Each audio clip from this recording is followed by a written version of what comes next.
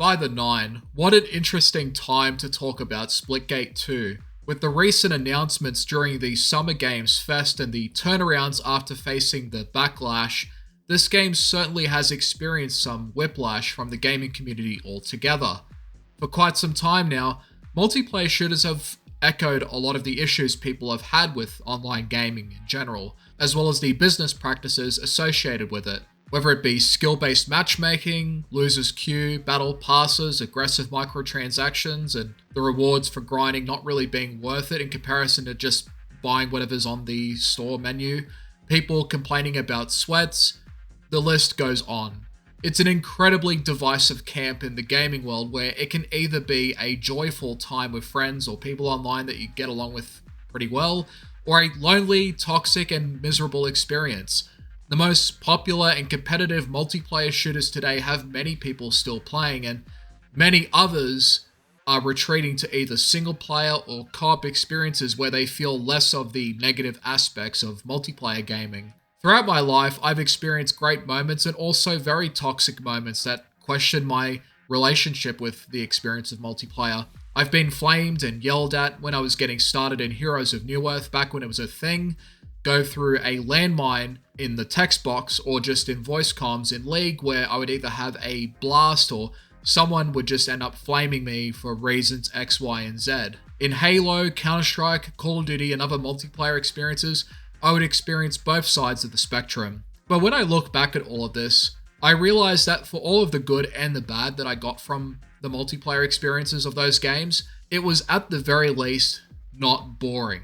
I always had engagement, which is the single most important thing that you can have in a multiplayer experience. And the way I see it, if you're playing a multiplayer game and not really talking to anyone, then what's the point?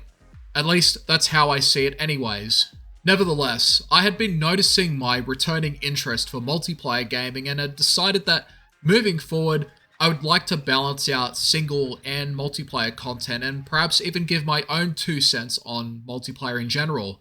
But for this video, I'm going to be talking about my recent experience with Splitgate 2 and how I feel about the game overall. I've put in a couple of hours of the game during the open beta and more so during the launch. I've given it some thought and have watched, some other videos of other content creators exploring the game and bringing in some new movement and weapon tech that's pretty nutty, on top of the portal mechanics that Splitgate is known for. For this video, I even decided to go back and revisit the first game, and for a moment, I would also like to talk about that game before really diving into Splitgate 2's Portal. When I first saw Splitgate 1, I immediately thought Halo, but with portals. I saw it in the weighted and floaty movement that Halo is known for, the designs of the arenas, the placements of power weapons, on top of the portal mechanic that you would see in Portal that would ultimately be the selling point for Splitgate 1. During the game's prime, I played a fair amount of it, and as someone who was starving for a Halo-like multiplayer experience, Splitgate was a breath of fresh air where it had Halo-style gameplay, but with a quicker time to kill, also loadouts, from Call of Duty, where the weapons, whatever you picked up or whatever you had, they all felt pretty good to use, on top of the pickups, such as the power weapons, being an absolute joy to use at times when you could land the shots, and getting that BFB, the bat, which is like the game's gravity hammer, being just pure satisfaction when you land that hit. It was all in all just a really fun multiplayer game where its portal mechanics also opened up a number of unique maneuvers and strategies that could be utilized on the map, which made the difference between a really good player who took advantage of the portal system and a casual player that's more occupied with trying to get kills and isn't thinking too much about how to utilize the portals effectively. But as much as I enjoyed the game at the time and enjoyed it still when I came back to revisit Splitgate 1, there was definitely something missing in comparison to 2. For starters, the art direction of the game. Technically, the game still looks fine, it still looks sleek, technically speaking, but the art direction side of it didn't really leave that much of an impression on me. The characters and the levels had somewhat of a bland feel to it, as if there wasn't really anything tangible to latch onto that would remind you of the game's existence outside of the gameplay. Take Halo, for example. As much as I love the gameplay of Halo, I can still recall the elegance and artistic vision of the game's world building, as well as the character designs that would make up the world of Halo. I could close my eyes right now and still picture the Hayabusa armor from Halo 3, the designs of the elites, and their different armor pieces. Many different designs born from Halo I can recall and think about with nostalgia, but I can't really do that with the first Splitgate because it all just kind of blends in where you're not really paying much attention to it anymore, and there's nothing really that memorable about the art direction, if I'm being honest. In saying that though, I think the first Splitgate does still hold up pretty well in terms of the multiplayer experience and the gameplay, the gunplay and the physics that are reminiscent of Halo Reach and 4, the Halo modes like Fiesta and Oddball, and also the map creator being similar to Forge just makes for a pretty fun multiplayer experience that's kind of like Halo but with the aspect of portals. But as I've said, the art direction and the setting not really being that interesting eventually made me think that, well, I had my fun with it, time to move on. Anyway, it would be a while until a new Splitgate game would be announced, and when they did finally reveal it, I wasn't really too sure what to think of it. It looked very different from the first game, and not just thematically with its new and updated art direction, but also in its gunplay and movement. In my head, I was thinking, oh, so it's a mix of Titanfall or Apex, but mixed with Call of Duty and Halo 5 Guardians or Infinite's gameplay. And at this time, I didn't really know whether I liked the new direction or not, because I really did like the movement and the floatiness of the first Splitgate, so this was something different for me. However, after finally trying out the game for myself through the open beta and playing more of it after the launch, I've got to say that this game is honestly really good. To the point where I would even say that it's a big improvement over the first one in terms of the movement, the gunplay, and the more focused and elegant art direction that it has going for it. So let's open up this game's portal and see what's on the other side, shall we? So with Splitgate 2, it's the kind of game that acts as both a successor and a sequel of sorts, as if this was the game that they actually wanted to make the whole time. Making indie single-player games these days can still be challenging, but they usually are pretty successful, given how many titles, flood the market in the single-player space. But making an indie multiplayer game with a competitive touch is next-level difficult due to the stigma surrounding sweatiness in the matches. People not feeling like they can just sit down after a hard and long day, unwind and just get kills without a second thought. This topic is a whole can of worms and both sides have points to them. But what does this have to do with Splitgate 2 exactly? Well, everything really, because due to the nature of PvP multiplayer, which is the focus of this game, you're always going to be competing for kills, for objectives, or what have you. Casual or not, this reality is always going to be the case in Splitgate 2, regardless of your relationship with the game. And even in spite of that reality, I've still had an absolute blast of the game so far. The gameplay here feels more focused. It is much faster and is more fluid than the first game ever was, all the while adding some new bells and whistles that further realizes the kind of gameplay that they wanted for Splitgate 2. So when you first dive into it, you'll notice quite a few different things right off the bat, especially if you've played the original. For starters, you now have 3 playable factions that not only differ in their design, but also in their advantages and disadvantages. You have Eros, Meridian, and Sabrask. From my experience, Eros seems to be more focused on offensive play, mobility, and speed, where they utilize both things to close the distance and bring the fight to the enemy team. With Meridian, they're more focused on support, recon, and utility, where you can give information to other players with your vision ability and use equipment like Time Dome or Heal Bomb to assist in getting kills or holding objectives. With Sabrask, these are the tankier guys that are sort of like your shields on the field. They can put up a shield wall that temporarily defends against enemy attacks. That is, if you place it strategically, that is. The factions altogether and their playstyles makes the game more team-focused and dynamic than in the original Splitgate, where in that game you had different avatars that was just visual flair and nothing more. Loadouts also return here, and the 3 factions all have the same weapon types. However, the perks and the abilities as well as the specific weapons that they have differ and are based on the faction's strengths and weaknesses. So if you want more mobility and speed and aggression, pick Arrow. If you want an emphasis on recon, support, and utility, pick Meridian. If you want defense and power, pick Sabrask. So far, Eros have been my personal favorite class, with Meridian being a close second. But with the designs of the Meridian characters and the high-tech energy-based weaponry and their abilities, gives me a playstyle that encourages a more tactical approach to the arena in comparison to, say, with Eros, where you have more aggressive and fast fluid gameplay, which is based on the fact that Eros emphasizes speed and mobility. But how I execute these playstyles and the results from my efforts is a different story, and it doesn't always, result in 100% consistency. And there are times where that stubborn desire to just get kills gets in the way, and oftentimes it would lead to many mistakes and eventual losses. Sabrask is a faction I haven't played that much of, and to be honest, I'm not really feeling them as much as I do with the other two factions. But in saying that, they are all still pretty fun to play, and with smart defense and positioning, the Sabrask shields can definitely make an impact during team play. When you compare the two Splitgates in their art direction, you'll see that one has more of an identity and the other has more of a concept. Splitgate 2's factions adds more cohesion and world building to the setting itself, where they have their own backgrounds and their own views within the world that wasn't really that prominent in the first game. And when it comes to multiplayer games, having that attachment or that aspect of world building, I think, is key to creating an appreciation and affection for the game's creative vision, something for other people to latch onto outside of the gameplay. I never really played a lot of the original Overwatch and didn't really get into it until the second one, but even before I played 2, and even after years of not touching 1, I can still recall a number of characters that were in that game. Why?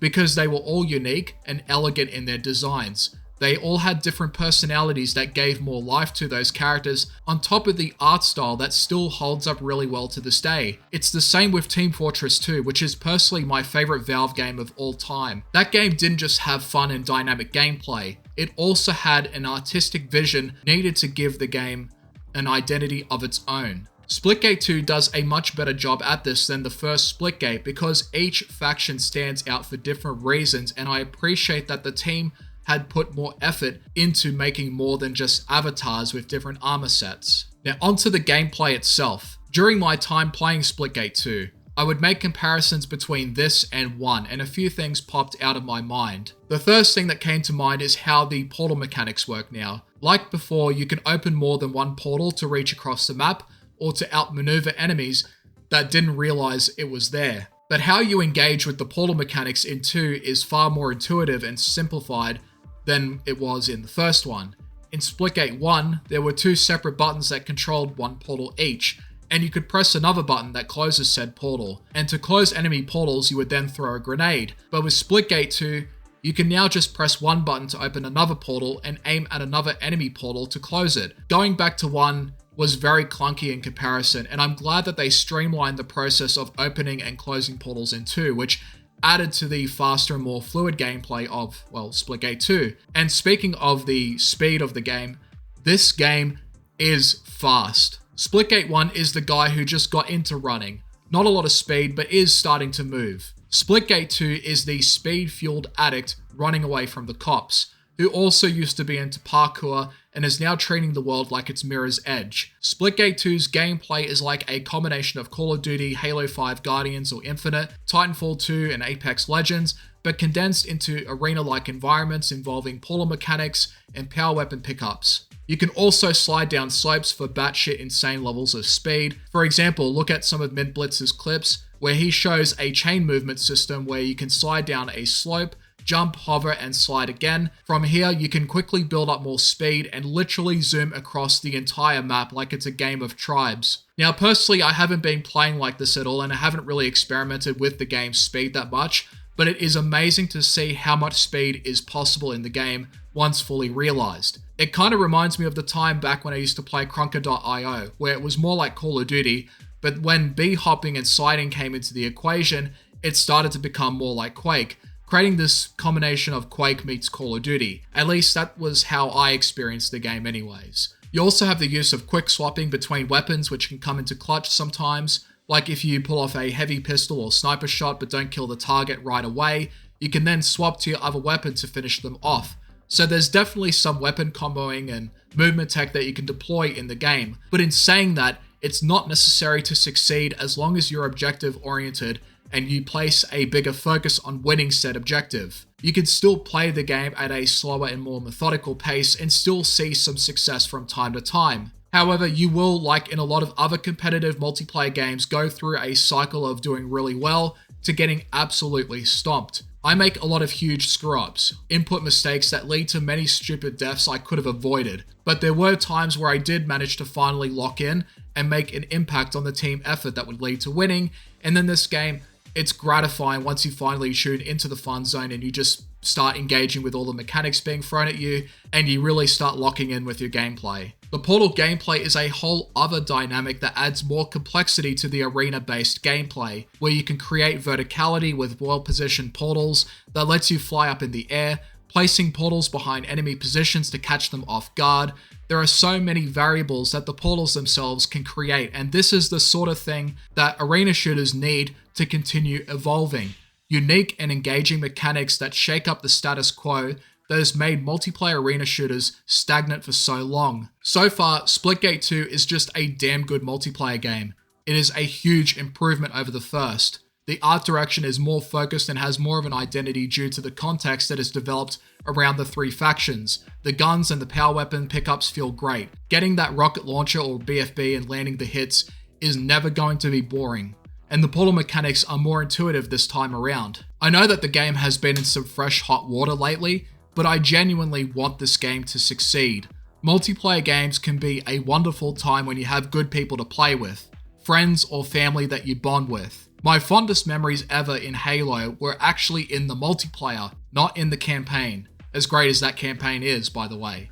And creating those kind of memories is still possible, but games like this with a team that genuinely believes in their product needs to still be able to exist, to show that multiplayer can still be a refreshing and fun time, that there will always be other slices of multiplayer experiences that people can still enjoy outside of the existing giants that we have today. I've championed underrated multiplayer shooters in the past, and I want to do the same for this one, because I also believe that there is a really good game in here. It's there in the movement and the gunplay, the dynamic and intuitive use of the portal system. Hell, it even has servers for those that want a more customized multiplayer experience, something that you don't see that often in a lot of popular multiplayer shooters these days. And also a map maker for those that want to create their own maps, which can also be hosted in the servers. The game also has a 24v24 onslaught mode where the maps are much bigger, but you also have more opportunities to develop speed and place portals strategically across the map for quick positioning. Just recently, they added a Battle Royale mode, something that pissed a lot of people off. Personally, I'm not really into Battle Royale that much, but then again, I haven't played a lot of it either. I'm not against the inclusion of Battle Royale in a game, since at the very least, it does add more variety to the existing game modes that are already there. Like the first game, there are different modes that you can also enjoy outside of the usual ones. Firecracker can be intense and fun, but it can also be frustrating when your team isn't looking for gaps in the enemy's defense, or the team is letting themselves get flanked by portal placements and vertical ambushes. Split Ball can also be another fun mode, which is kind of like capture the flag, but also your successes in that mode will also depend on the team effort. Then there is a no portals mode if you don't want to deal with the portals themselves. It's not unlike the way no build mode was put into Fortnite for those who hate the building aspect. But for me, getting rid of the portals is like getting rid of half of the game, and playing without the portals removes the game's most unique and dynamic feature that adds to the existing gameplay that is already good. At that point, I would just be playing Halo instead if I just didn't want to deal with portals whatsoever. Nevertheless, I think this game is great, and I genuinely hope that they don't drop the ball on this one, because we really do need more multiplayer shooters that try to offer a different experience that does its own thing, contrary to the more popular ones. Now, you're free to disagree with that if you want, but the potential for great multiplayer is always going to be there, and there is still value in social engagement in a PvP environment. If you liked the first Splitgate, definitely play 2. And if you haven't played 1, it's still worth playing. However, 2 is definitely the better one in my opinion, but that's just me. Stay safe everyone, and thanks for watching.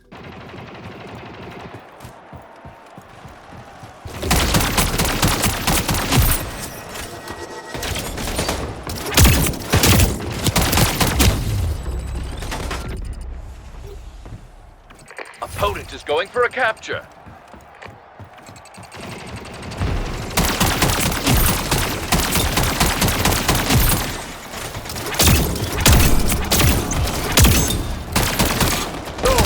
active. Opponent is going for a capture. Power weapon inbound. Kill confirmed.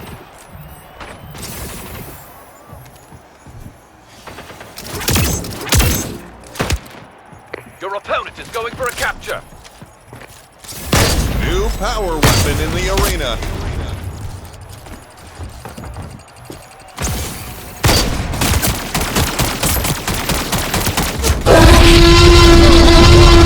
Going for a capture. Opponent is going for a capture.